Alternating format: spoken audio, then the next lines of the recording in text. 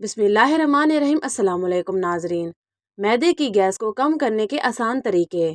मैदे की गैस इस वक्त होती है जब आपके मैदे यानी हाजमे की नाली हवा या गैस से भर जाती है। हाजमे की नाली मुंह से नीचे तक जाती है। इसमें आपका पूरा हाजमे का निज़ाम शामिल होता है। जब आपका पेट फूल जाता है तो आपको ऐसा लगता है जैसे आपने बहुत ज़्यादा खाना खा लिया है और आपके पेट में खाने की मज़ीद जगह नहीं है। आपका पेट भरा हुआ और तंग महसूस होता है। ये तकलीफ़दा हो सकता है। आपका पेट असल साइज से बड़ा लग सकता है। आमतौर पर घरेलू इलाज से आराम आ जाता है, लेकिन अलामात अगर शदीद हो जाएं तो डॉक्टर से रजू करना चाहिए। मैदे की गैस की आम वजूहात।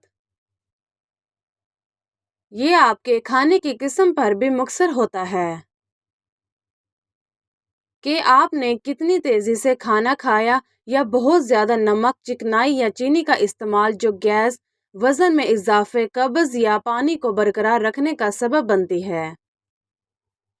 कुछ तबी बीमारियां जैसे सेलीक बीमारी, कोरोन की बीमारी, आंतों का सिंड्रोम या अल्सरेटिव कोलाइटिस से भी मैदे में गैस का ज़्यादा इम्कान हो सकता है।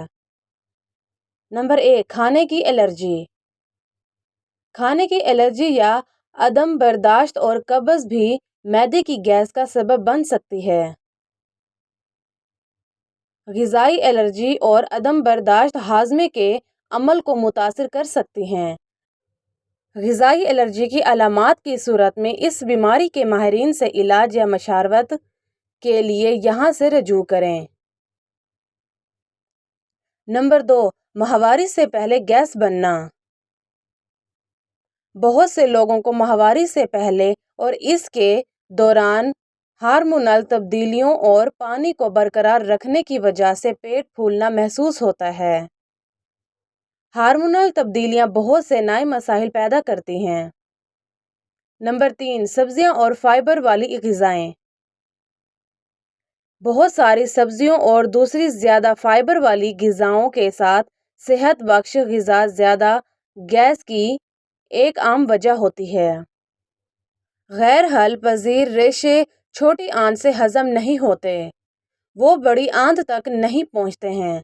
यहाँ वो भूखे बैक्टीरिया से मिलते हैं जो इन पर खाना खाते हैं, जहाँ मीथेन और कार्बन डाइऑक्साइड जैसी गैसें भी होती हैं।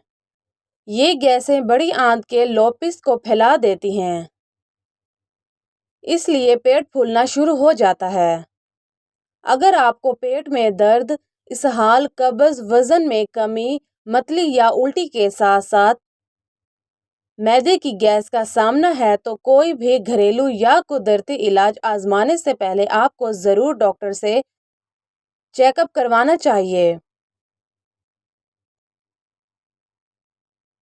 नंबर 1, चहलकदमी करें। जिस्मानी सरगर्मी आंतों को ज़्यादा बाकायदगी से हरकत दे सकती है, जिससे इजाफी मैदे की गैस और पखाने को खारिज करने में मदद मिल सकती है। आंतों को इस वक्त हरकत देना खास तौर पर अहम है। अगर कोई शख्स कब्ज़ महसूस कर रहा हो, ज़्यादा देर तक चहलकदमी गैस प्रेशर से तेज़ी से रेफ्लक्स फराहम कर सकती है। नंबर 2, पुदीने के कैप्सूल इस्तेमाल करें। पेपरमेंट ऑयल कैप्सूल बदहज़मी और मैदे की गैस के लिए भी मददगार साबित हो सकते हैं। ये अद्वियात बनाने वाले आमतौर पर आंतों के सिंड्रोम की अलामात के इलाज के तौर पर भी काम करते हैं, लेकिन आंतों की बीमारी के बगैर भी लोग इन्हें गैस दूर करने के लिए भी इस्तेमाल कर सकते हैं। नंबर 3, कब्ज़ ना होने दें। बाकायदगी से वर्जिश, मुनासिब पानी का इस्तेमाल और रोज़ाना फाइबर की मुतवाज़न ग़िज़ा कब्ज़ को रोक सकती है, जो मैदे की गैस की एक आम वजह होती है। माहिरीन कहते हैं कि कब्ज़ की वजह से होने वाले गैस को कम करने के लिए कभी कभार पखाना नरम करने वाली अद्वियात का इस्तेमाल ठीक होता है। नंबर 4, पेट का मसाज करें। पेट की मालिश करने से आंतों में हरकत पैदा होती है, जिससे दर्द से आराम में मदद मिल सकती है। मसाज जो बड़ी आंत के रास्ते को नरम करता है, खास तौर पर मददगार होता है। ऐसा करने के लिए दर्ज झेल इकदामात पर अमल कर सकते हैं। दाएं कूल्हे की हड्डी के बिल्कुल ऊपर हाथ रखें। पसली के दाएं जानिब हल्के दबाव के साथ सर्कुलर हरकत में रगड़ें। पेट के ऊपरी हिस्से में सीधा बाएं पसली की तरफ रगड़ें।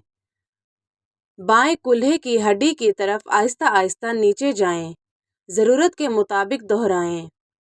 अगर मसाज से कोई दर्द हो तो इसे फौरी तौर पर बंद कर देना बेहतर है। शुक्रिया। वीडियो को लाइक करें, चैनल सब्सक्राइब करें और कमेंट में अपनी राय दें।